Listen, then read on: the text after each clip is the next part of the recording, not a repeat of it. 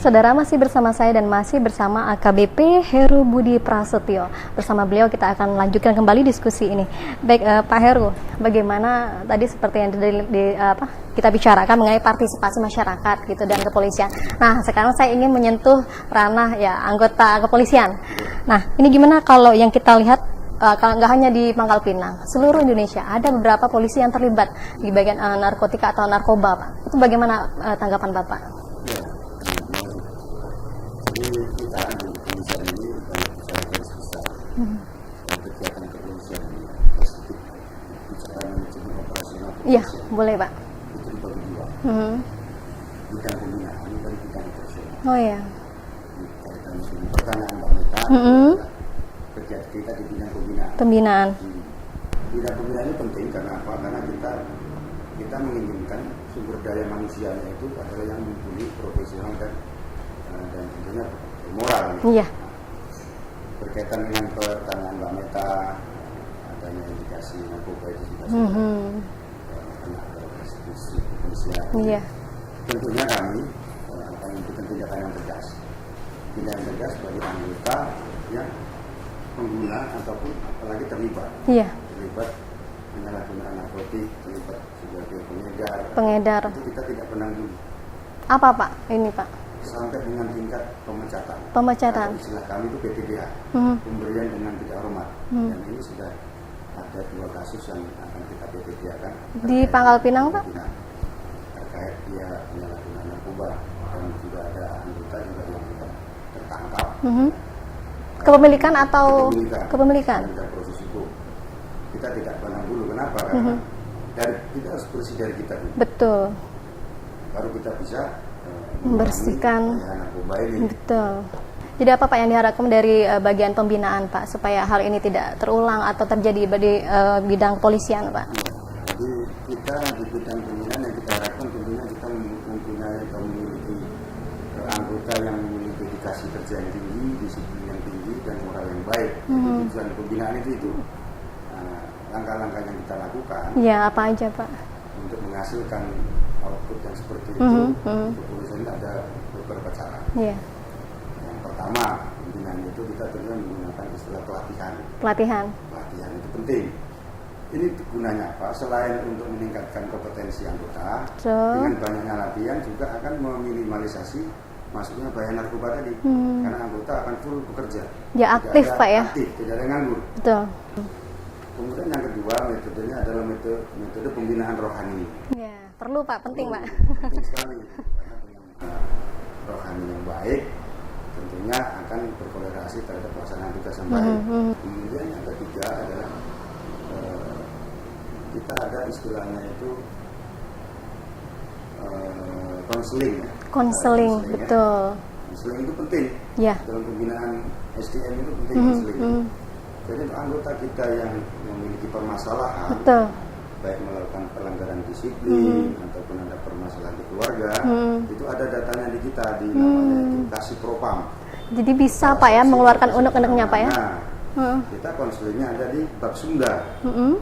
Bab Sunda itu bagian sumber daya manusia.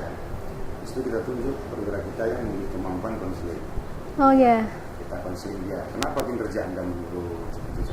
Ternyata setelah dilakukan konseling dia ada permasalahan, nanti kita terapi. Iya. Jadi itu kan penting sekali Pak ya, konseling itu ya.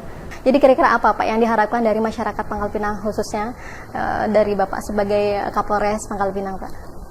Ya terima kasih. Jadi harapan kami kepada masyarakat tentunya jangan sungkan-sungkan, jangan malu-malu bila ada saran ataupun kritik kepada satuan kami persilahkan.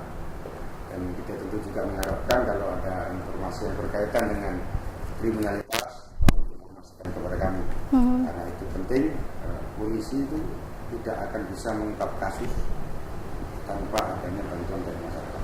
Kerjasama dengan masyarakat, iya betul. Karena saya, pengalaman di sini saya selalu dibantu oleh masyarakat dalam mengungkap kasus-kasus kriminal ataupun memelihara situasi itu menjadi kondusif itu tetap masyarakat yang perannya luar biasa. Tidak hanya bisa polisi sendiri.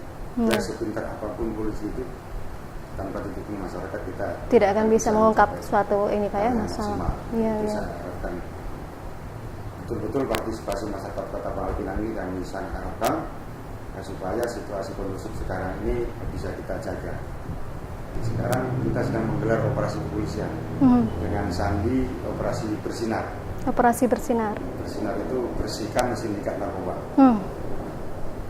Jadi kita sedang menggelar operasi dan bila masyarakat ada informasi, tolong disampaikan. Kalau tidak berani telepon, silakan ada kami di Polres ataupun bisa SMS, bisa inisial, nanti akan kita. Betul. Akan dirahasiakan Pak ya, masyarakat yang melaporkan. Memberi informasi. Iya, iya. Dan himbauan saya juga karena narkotik ini sudah masuk sampai dengan mungkin ke desa-desa ya. Saya harapkan peran daripada orang tua untuk menjaga keluarganya dari bahaya penyalahgunaan narkotik ini. Harus peduli orang tuanya. Ada gak perubahan perilaku dari anak-anaknya? Harus dicermati Pak ya. Dicermati. Bila ada hal yang keanehan dan ada indikasi narkoba, segera dilaporkan bisa ke BNN ataupun ke kepolisian untuk penyembuhan anak-anak atau saudara-saudara kita yang kena narkotik. Kadang kan masyarakat takut Pak. Takut. Nggak boleh takut ya. Langsung ngadu Bapak aja. Kalau masyarakat itu takut memberikan informasi tentang kejahatan, berarti kita dikuasai penjahat. Karena kita takut. Iya. Kalau misalkan itu yang oknumnya Pak, polisian misalkan, nggak apa-apa ya? Ada komandan.